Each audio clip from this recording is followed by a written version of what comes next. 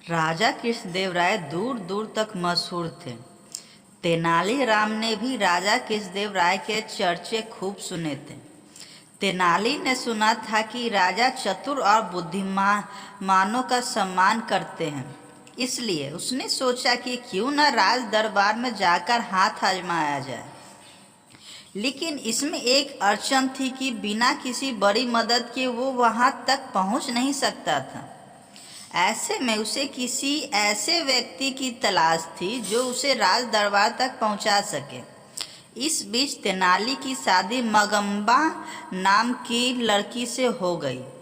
1 वर्ष बाद तेनाली के घर बेटा हुआ।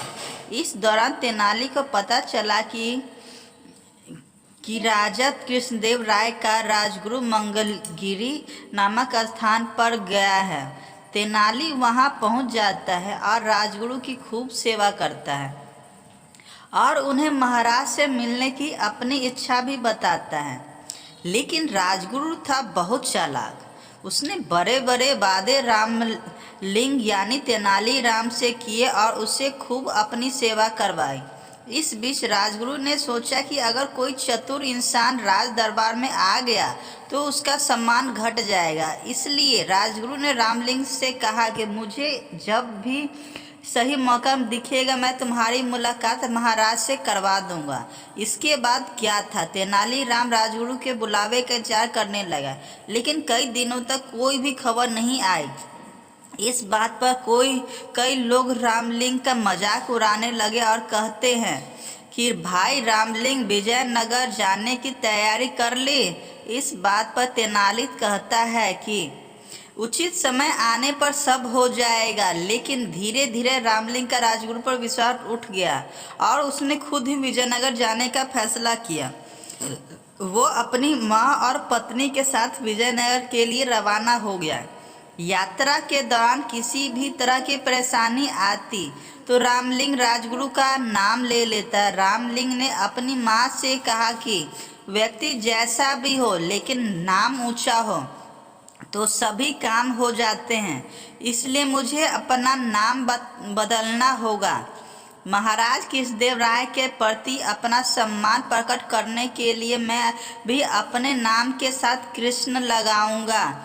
इस बात पर तेनाली की माँ ने कहा कि बेटा मेरे लिए दोनों नाम बराबर है। मैं तुझे राम बुलाती थी और आगे भी इसी नाम से बुलाऊंगी। 4 महीने की यात्रा के बाद आखिरकार तेनालीराम विजयनगर पहुंच जाता है। उसे राज्य के चमकदार दमक से देखकर बड़ा अच्छा लगा। बड़े बड़े घर, साफ सड़कें और बाजार को देखकर वो दंग रह गया। इसके बाद वहाँ कुछ दिन ठहरने के लिए उसने वहाँ के किसी परिवार से प्रार्थना की। फिर वो अकेला राजमहल की ओर निकल पड़ा। वहां पहुंचकर उसने एक सेवक के हाथों राजगुरु तक संदेश भिजवाया कि तेनाली गांव से राम आया है। लेकिन सेवक ने वापस आकर बताया कि राजगुरु इस नाम के किसी भी व्यक्ति को नहीं जानते हैं। यह बात सुनकर रामलिंग को गुस्सा आया और वो सीधा राजगुरु से मिलने अंदर चल गए। अंदर पहुंचकर उसने राजगुरु से कहा कि मैं रामलिंग मंगलगिरी में आपकी सेवा की थी। लेकिन राजगुरु ने जानबूझकर उसे पहचानने से इनकार कर दिया। राजगुरु ने रामलिंग को धक्के देकर वहां से निकलवा दिया। यह देख वहां मौजूद सभी लोग तेनाली पर हंसने लगे। तेनाली का इससे बड़ा अपमान आज तक नहीं हुआ था। उसने मन ही मन इस अपमान का बदला लेने की ठान ली, लेकिन इसके लिए राजा का दिल जीतना जरूरी था। अगले दिन रामलिंग दरबार में पहुंच गया। वहाँ गंभीर विषयों पर चर्चा जारी थी। संसार क्या है, जीवन क्या है, जैसे सवाल किए जा रहे थे।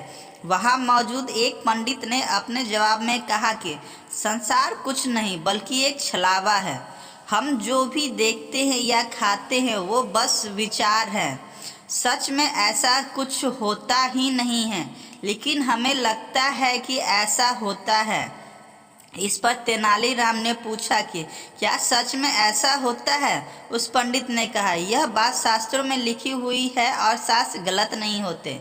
लेकिन तेनालीराम को अपनी बुद्धि पर पूरा विश्वास था, इसलिए उसने वहां मौजूद सभी लोगों से कहा कि क्यों न पंडित जी के विचारों की जांच की जाए।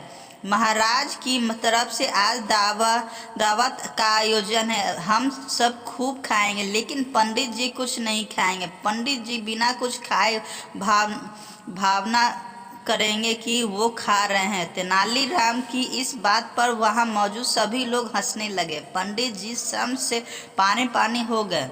महाराज भी रामलिंग से बहुत खुश हुए और उसे स्वर्ण मुद्रा भेंट की। इसके बाद राजा कृष्णदेव ने तेनालीराम को राज विदूषक का पद दे दिया। वहाँ मौजूद सभी लोगों ने महाराज के फैसले का स्वागत किया। फैसले की प्रशंसा करने वालों में राजगुरु भी था।